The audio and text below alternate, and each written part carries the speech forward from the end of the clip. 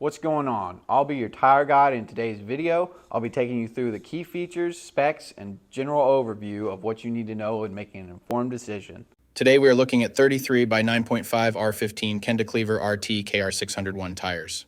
This is a Kenda brand tire. It is from the Klever RT KR601 series that they offer. This tire has a performance designation of all-weather, all-terrain passenger light truck tire. This tire has a 6-ply construction. I will go over what that means in just a moment.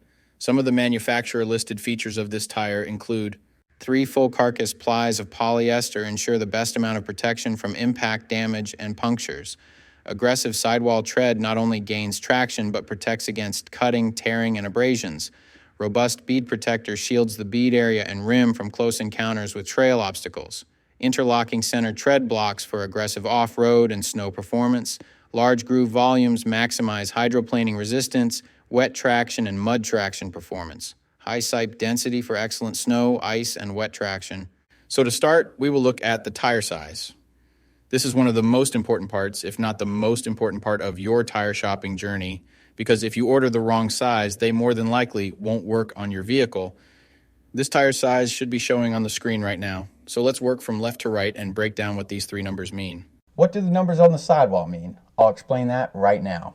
The first number represents the diameter of the tire. The diameter of 33 in this sequence refers to the tire's overall diameter in inches.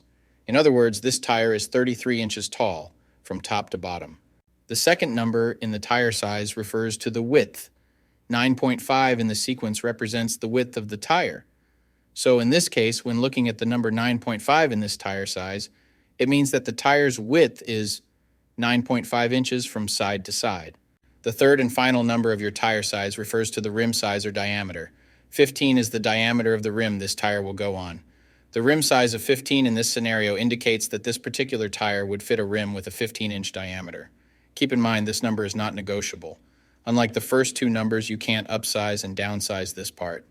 The only time this number will be different is if you are actually changing the size of your rim. So for example, if you find a fantastic deal on a set of 265/70 or 17 tires, you absolutely cannot use them in place of your current 265/70 or 16 tires, unless you are actually changing the rim size also from 16 to 17. Now, let's get into the other important info on a tire. Besides the 3 components that make up the tire size, the 3 other most important components are going to be the load index, speed rating, and ply rating or load range. 33 this, 285 that, 121 this. What the heck does it all mean? Let me tell you what they mean right now. So this is where it gets a little more tricky. These 3 components will sometimes require some additional research to know what your vehicle needs. So let's start with the ply rating / load range.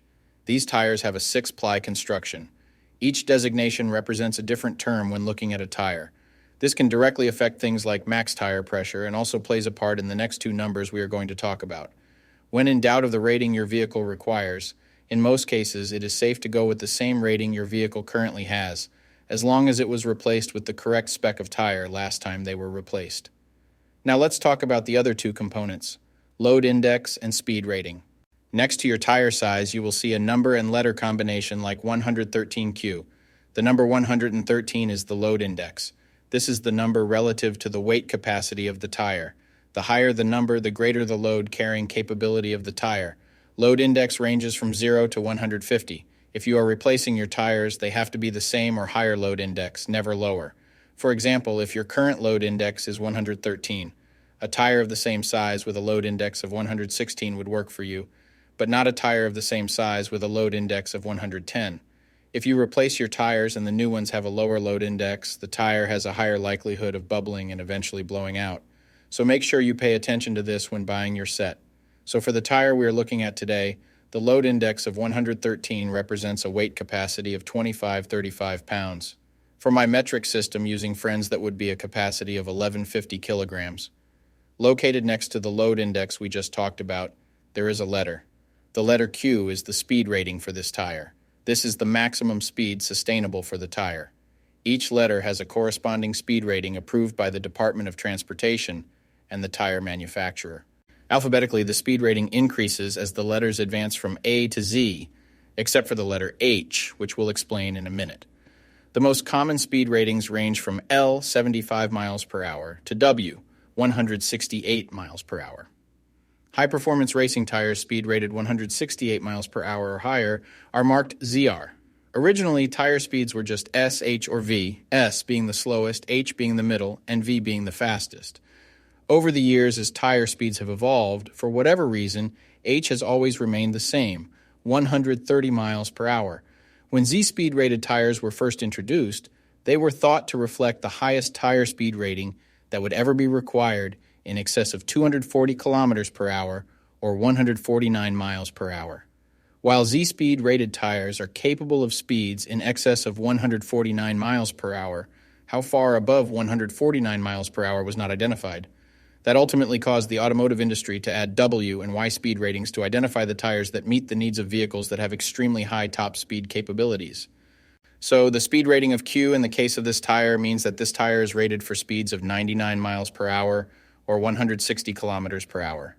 While speed rating is important in some unique cases, you shouldn't spend a ton of time focusing and comparing tires based solely off of this.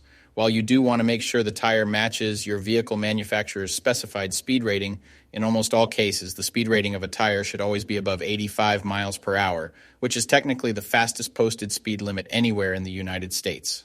In conclusion, when looking at this set, make sure your current numbers and letters all match to ensure a seamless buying experience.